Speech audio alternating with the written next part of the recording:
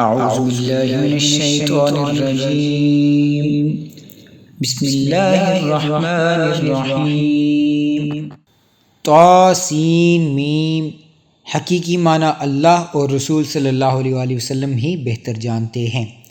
یہ حق کو واضح کرنے والی کتاب کی آیتیں ہیں۔ اے حبیب مکرم صلی اللہ علیہ وآلہ وسلم، شاید آپ اس غم میں اپنی جان عزیز ہی دے بیٹھیں گے کہ وہ ایمان نہیں لاتے۔ اگر ہم چاہیں تو ان پر آسمان سے ایسی نشانی اتار دیں کہ ان کی گردنیں اس کے آگے جھکی رہ جائیں اور ان کے پاس خدائے رحمان کی جانب سے کوئی نئی نصیحت نہیں آتی مگر وہ اس سے روگرداں ہو جاتے ہیں۔ سو بے شک وہ حق کو جھٹلا چکے ہیں، پس ان قریب انہیں اس امر کی خبریں پہنچ جائیں گی جس کا وہ مذاق اڑایا کرتے تھے۔ اور کیا انہوں نے زمین کی طرف نگاہ نہیں کی کہ ہم نے اس میں کتنی ہی نفیس چیزیں اگائی ہیں؟ بے شک اس میں ضرور قدرت الہیہ کی نشانی ہے اور ان میں اکثر لوگ ایمان والے نہیں ہیں۔ اور یقیناً آپ کا رب ہی تو غالب مہربان ہے۔ اور وہ واقعہ یاد کیجئے جب آپ کے رب نے موسیٰ علیہ السلام کو ندا دی کہ تم ظالموں کی قوم کے پاس جاؤ، یعنی قوم فرعون کے پاس، کیا وہ اللہ سے نہیں ڈرتے؟ موسیٰ علیہ السلام نے عرض کیا، اے رب، میں ڈرتا ہوں کہ وہ مجھے جھٹلا دیں گے، اور ایسے ناسازگار ماحول میں میرا سینہ تنگ ہو جاتا ہے اور میری زبان روانی سے نہیں چلتی۔ سو ہارون علیہ السلام کی طرف بھی جبریل علیہ السلام کو وحی کے ساتھ بھیج دے تاکہ وہ میرا معاون بن جائے، اور ان کا میرے اوپر کبتی کو مار ڈالنے کا ایک الزام بھی ہے، سو میں ڈرتا ہوں کہ وہ مجھے قتل کر ڈالیں گے۔ ارشاد ہوا، ہرگز نہیں، پس تم دونوں ہماری نشانیاں لے کر جاؤ، بے شک ہم تمہارے ساتھ ہر بات سننے والے ہیں۔ پس تم دونوں فرعون کے پاس جاؤ اور کہو، ہم سارے جہانوں کے پروردگار کے بھیجے ہوئے رسول ہیں، ہمارا مدعا یہ ہے کہ تو بنی اسرائیل کو آزادی دے کر ہمارے ساتھ بھیج دے۔ فرعون نے کہا، کیا ہم نے تمہیں اپنے یہاں بچپن کی حالت میں نہیں پالا تھا؟ اور تم نے اپنی عمر کے کتنے ہی سال ہمارے اندر بسر کیے تھے، اور پھر تم نے اپنا وہ کام کر ڈالا جو تم نے کیا تھا، یعنی ایک کبتی کو قتل کر دیا، اور تم ناشکر گزاروں میں سے ہو، ہماری پرورش اور احسانات کو بھول گئے ہو۔ موسیٰ علیہ السلام نے فرمایا، جب میں نے وہ کام کیا میں بے خبر تھا کہ کیا ایک گھونسے سے اس کی موت بھی واقع ہو سکتی ہے۔ پھر میں اس وقت تمہارے دائرہ اختیار سے نکل گیا جب میں تمہارے ارادوں سے خوف زدہ ہوا، پھر میرے رب نے مجھے حکم نبوت بخشا اور بالآخر مجھے رسولوں میں شامل فرما دیا۔ اور کیا وہ کوئی بھلائی ہے جس کا تو مجھ پر احسان جتا رہا ہے؟ اس کا سبب بھی یہ تھا کہ تو نے میری پوری قوم بنی اسرائیل کو غلام بنا رکھا تھا۔ فرعون نے کہا، سارے جہانوں کا پروردگار کیا چیز ہے؟ موسیٰ علیہ السلام نے فرمایا، وہ جملہ آسمانوں کا اور زمین کا اور اس ساری کائنات کا رب ہے جو ان دونوں کے درمیان ہے، اگر تم یقین کرنے والے ہو۔ اس نے ان لوگوں سے کہا جو اس کے گرد بیٹھے تھے، کیا تم سن نہیں رہے ہو؟ موسیٰ علیہ السلام نے مزید کہا کہ وہی تمہارا بھی رب ہے اور تمہارے اگلے باپ دادوں کا بھی رب ہے۔ فرعون نے کہا، بے شک تمہارا رسول جو تمہاری طرف بھیجا گیا ہے ضرور دیوانہ ہے۔ موسیٰ علیہ السلام نے کہا، وہ مشرق اور مغرب اور اس ساری کائنات کا رب ہے جو ان دونوں کے درمیان ہے، اگر تم کچھ عقل رکھتے ہو۔ فرعون نے کہا، اے موسیٰ، اگر تم نے میرے سوا کسی اور کو معبود بنایا تو میں تم کو ضرور گرفتار کر کے قیدیوں میں شامل کر دوں گا۔ موسیٰ علیہ السلام نے فرمایا، اگرچہ میں تیرے پاس کوئی واضح چیز بطور معجزہ بھی لے آؤں؟ فرعون نے کہا، تم اسے لے آؤ اگر تم سچے ہو۔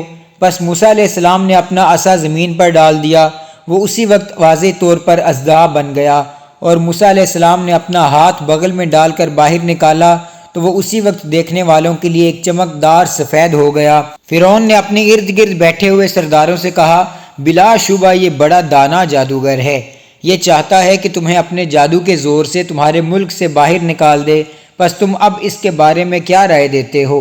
وہ بولے کہ تو اسے اور اس کے بھائی ہارون کے حکم سزا سنانے کو مؤخر کر دے اور تمام شہروں میں جادوگروں کو بلانے کے لیے ہرکارے بھیج دے، وہ تیرے پاس ہر بڑے ماہر فن جادوگر کو لے آئیں۔ پس سارے جادوگر مقررہ دن کے معینہ وقت پر جمع کر لیے گئے، اور فرعون کی طرف سے لوگوں کو کہا گیا کہ تم اس موقع پر جمع ہونے والے ہو تاکہ ہم جادوگروں کے دین کی پیروی کر سکیں اگر وہ موسیٰ اور ہارون پر غالب آ گئے۔ پھر جب وہ جادوگر آ گئے تو انہوں نے فرعون سے کہا، کیا ہمارے لیے کوئی اجرت بھی مقرر ہے اگر ہم مقابلہ میں غالب ہو جائیں؟ فرعون نے کہا، ہاں بے شک، تم اسی وقت اجرت والوں کے بجائے میرے قربت والوں میں شامل ہو جاؤ گے، اور قربت کا درجہ اجرت سے کہیں بلند ہے۔ موسیٰ علیہ السلام نے ان جادوگروں سے فرمایا، تم وہ جادو کی چیزیں ڈال دو جو تم ڈالنے والے ہو۔ تو انہوں نے اپنی رسیاں اور اپنی لاٹھیاں ڈال دیں اور کہنے لگے فرعون کی عزت کی قسم ہم ضرور غالب ہوں گے۔ پھر موسیٰ علیہ السلام نے اپنا ڈنڈا ڈال دیا تو وہ اژدہا بن کر فوراً ان چیزوں کو نگلنے لگا جو انہوں نے فریب کاری سے اپنی اصل حقیقت سے پھیر رکھی تھیں۔ پس سارے جادوگر سجدہ کرتے ہوئے گر پڑے۔ وہ کہنے لگے ہم سارے جہانوں کے پروردگار پر ایمان لے آئے جو موسیٰ اور ہارون علیہ السلام کا رب ہے۔ فرعون نے کہا تم اس پر ایمان لے آئے ہو قبل اس کے کہ میں تمہیں اجازت دیتا؟ بے شک یہ موسیٰ علیہ السلام ہی تمہارا بڑا استاد ہے جس نے تمہیں جادو سکھایا ہے۔ تم جلد ہی اپنا انجام معلوم کر لو گے۔ میں ضرور ہی تمہارے ہاتھ اور تمہارے پاؤں الٹی طرف سے کاٹ ڈالوں گا اور تم سب کو یقیناً سولی پر چڑھا دوں گا۔ انہوں نے کہا اس میں کوئی نقصان نہیں، بے شک ہم اپنے رب کی طرف پلٹنے والے ہیں۔ ہم قوی امید رکھتے ہیں کہ ہمارا رب ہماری خطائیں معاف فرما دے گا، اس وجہ سے کہ اب ہم ہی سب سے پہلے ایمان لانے والے ہیں۔ اور ہم نے موسیٰ علیہ السلام کی طرف وحی بھیجی کہ تم میرے بندوں کو راتوں رات یہاں سے لے جاؤ، بے شک تمہارا تعاقب کیا جائے گا۔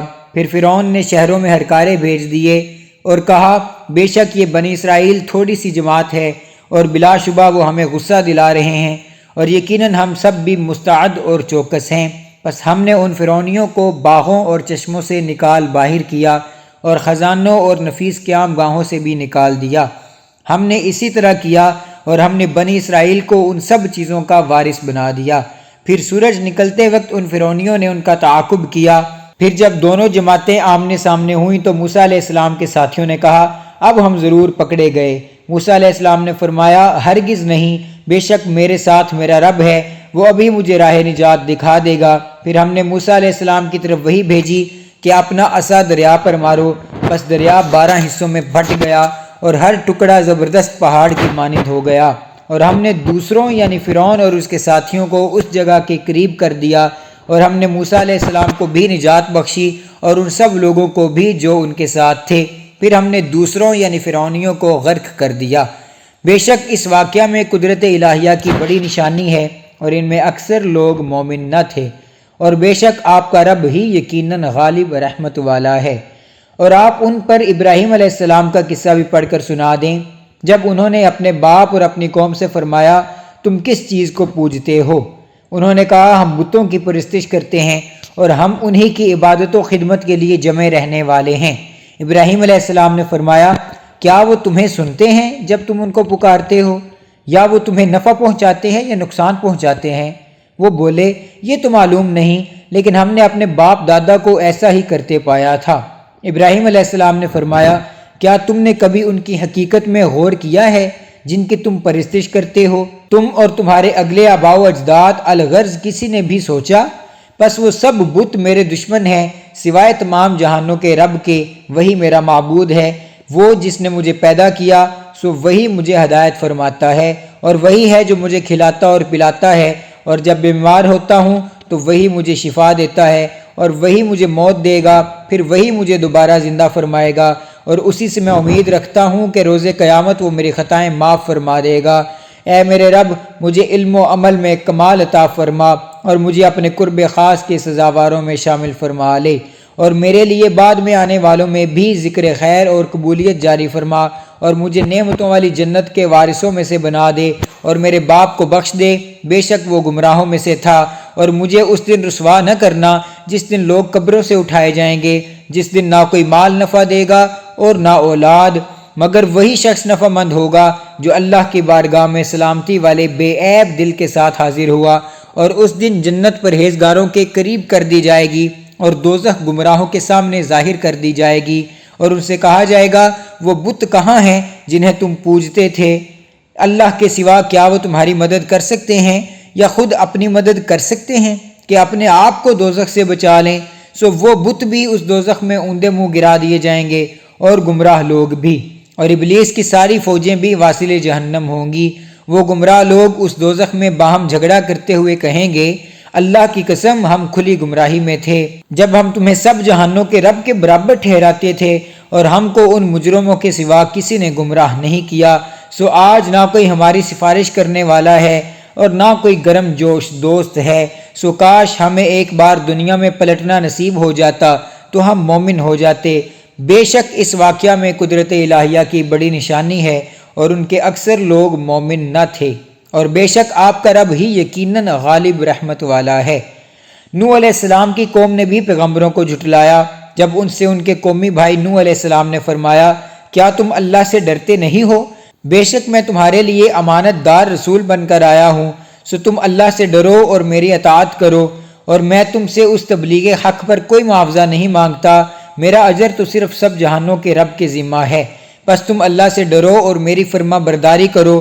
وہ بولے، کیا ہم تم پر ایمان لے آئیں حالانکہ تمہاری پیروی معاشرے کے انتہائی نچلے اور حقیر طبقات کے لوگ کر رہے ہیں؟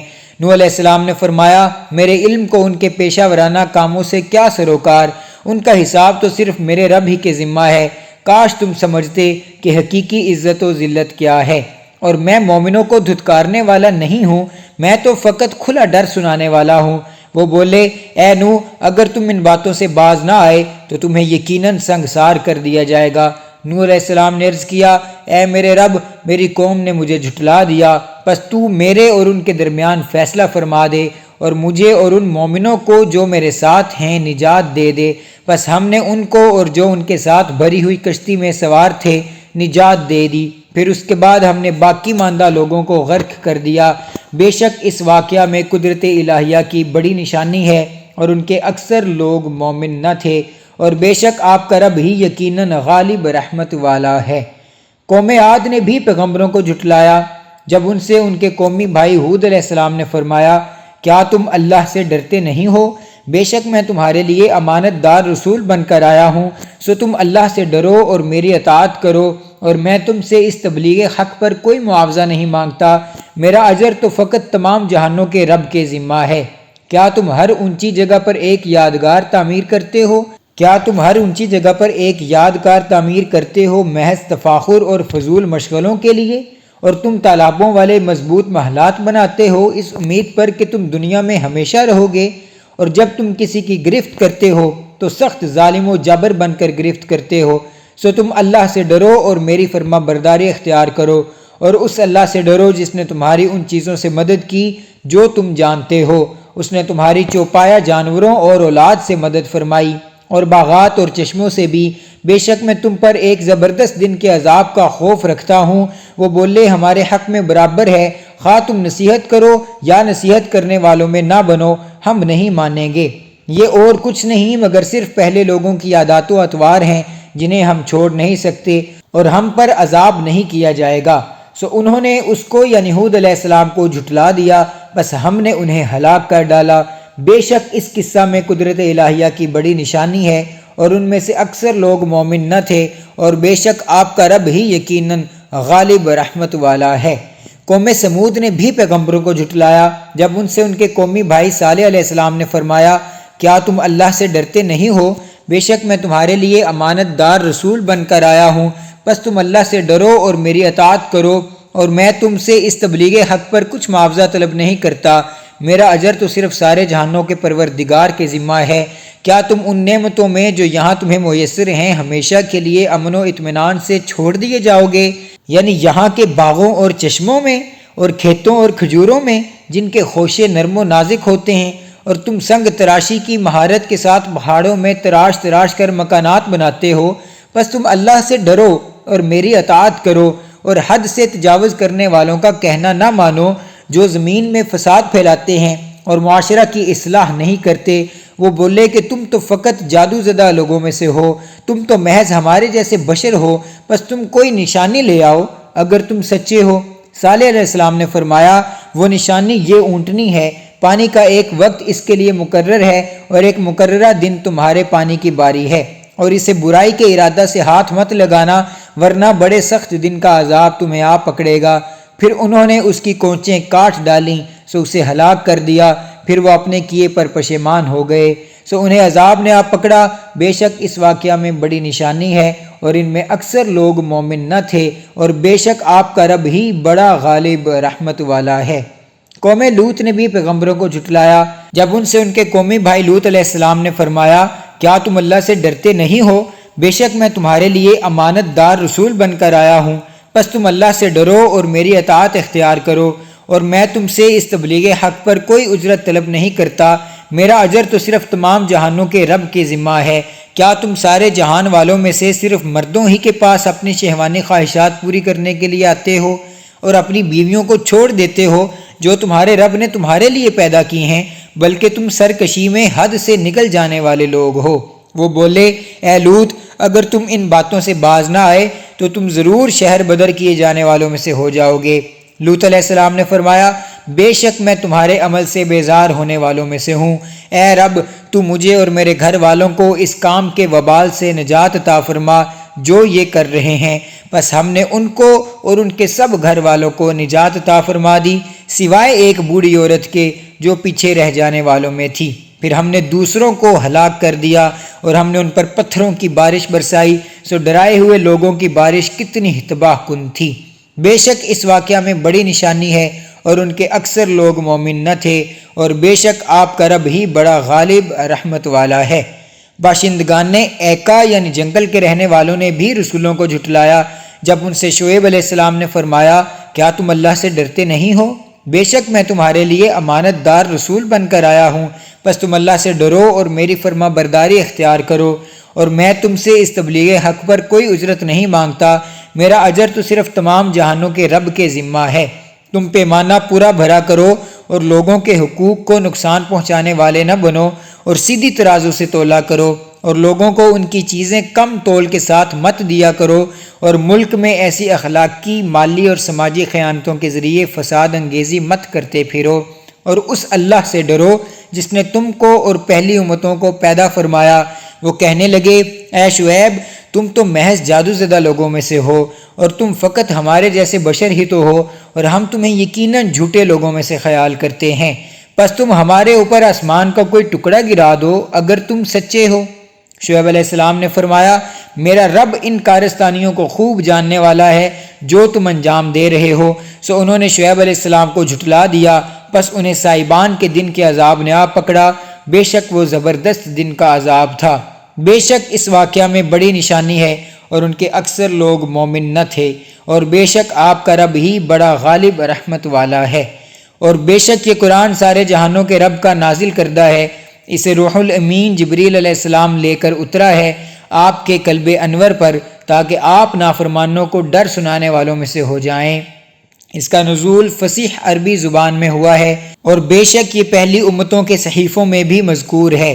اور کیا ان کے لیے صداقت قرآن اور صداقت نبوت محمدی صلی اللہ علیہ وآلہ وسلم کی یہ دلیل کافی نہیں ہے کہ اسے بنی اسرائیل کے علماء بھی جانتے ہیں، اور اگر ہم اسے غیر عربی لوگوں یعنی اجمیوں میں سے کسی پر نازل کرتے سو وہ ان کو ان لوگوں پر پڑھتا تو بھی یہ لوگ اس پر ایمان والے نہ ہوتے۔ اس طرح ہم نے اس کے انکار کو مجرموں کے دلوں میں پختگی سے داخل کر دیا ہے، وہ اس پر ایمان نہیں لائیں گے یہاں تک کہ دردناک عذاب دیکھ لیں، پس وہ عذاب انہیں اچانک آ پہنچے گا اور انہیں شعور بھی نہ ہوگا۔ تب وہ کہیں گے، کیا ہمیں مہلت دی جائے گی؟ کیا یہ ہمارے عذاب میں جلدی کے طلبگار ہیں؟ بھلا بتائیے، اگر ہم انہیں برسوں فائدہ پہنچاتے رہیں، پھر ان کے پاس وہ عذاب آ پہنچے جس کا ان سے وعدہ کیا جا رہا ہے، تو وہ چیزیں ان سے عذاب کو دفع کرنے میں کیا کام آئیں گی جن سے وہ فائدہ اٹھاتے رہے تھے؟ اور ہم نے سوائے ان بستیوں کے جن کے لیے ڈرانے والے آ چکے تھے کسی بستی کو ہلاک نہیں کیا، اور یہ بھی نصیحت کے لیے، اور ہم ظالم نہ تھے۔ اور شیطان اس قرآن کو لے کر نہیں اترے، نہ یہ ان کے لیے سزاوار ہے اور نہ وہ اس کی طاقت رکھتے ہیں، بے شک وہ اس کلام کے سننے سے روک دیے گئے ہیں۔ پس اے بندے، تو اللہ کے ساتھ کسی دوسرے معبود کو نہ پوجا کر، ورنہ تو عذاب یافتہ لوگوں میں سے ہو جائے گا۔ اور اے حبیب مکرم صلی اللہ علیہ وآلہ وسلم، آپ اپنے قریبی رشتہ داروں کو ہمارے عذاب سے ڈرائیے، اور آپ اپنا بازو رحمت و شفقت ان مومنوں کے لیے بچھا دیجئے جنہوں نے آپ کی پیروی اختیار کر لی ہے۔ پھر اگر وہ آپ کی نافرمانی کریں تو آپ فرما دیجئے کہ میں ان اعمال بد سے بیزار ہوں جو تم انجام دے رہے ہو، اور بڑے غالب مہربان رب پر بھروسہ رکھیے جو آپ کو رات کی تنہائیوں میں بھی دیکھتا ہے جب آپ نماز تہجد کے لیے قیام کرتے ہیں، اور سجدہ گزاروں میں بھی آپ کا پلٹنا دیکھتا رہتا ہے، بے شک وہ خوب سننے والا جاننے والا ہے۔ کیا میں تمہیں بتاؤں کہ شیاطین کس پر اترتے ہیں؟ وہ ہر جھوٹے بہتان طراز گناہگار پر اترا کرتے ہیں جو سنی سنائی باتیں ان کے کانوں میں ڈال دیتے ہیں، اور ان میں سے اکثر جھوٹے ہوتے ہیں، اور شاعروں کی پیروی بہکے ہوئے لوگ ہی کرتے ہیں۔ کیا تو نے نہیں دیکھا کہ وہ شعراء ہر وادی خیال میں یوں ہی سرگرداں پھرتے ہیں؟ انہیں حق میں سچی دلچسپی اور سنجیدگی نہیں ہوتی، بلکہ فقط لفظی و فکری جولائیوں میں مست اور خوش رہتے ہیں، اور یہ کہ وہ ایسی باتیں کہتے ہیں جنہیں خود کرتے نہیں ہیں، سوائے ان شعراء کے جو ایمان لائے اور نیک عمل کرتے رہے اور اللہ کو کثرت سے یاد کرتے رہے، یعنی اللہ اور رسول صلی اللہ علیہ وآلہ وسلم کے مدح خواں بن گئے اور اپنے اوپر ظلم ہونے کے بعد ظالموں سے بزبان شعر انتقام لیا اور اپنے کلام کے ذریعے اسلام اور مظلوموں کا دفاع کیا، بلکہ ان کا جوش بڑھایا، تو یہ شاعری مذموم نہیں۔ اور وہ لوگ جنہوں نے ظلم کیا عنقریب جان لیں گے کہ وہ مرنے کے بعد کون سی پلٹنے کی جگہ پلٹ کر جاتے ہیں۔ بے شک سچ فرمایا اللہ عصمت والے نے۔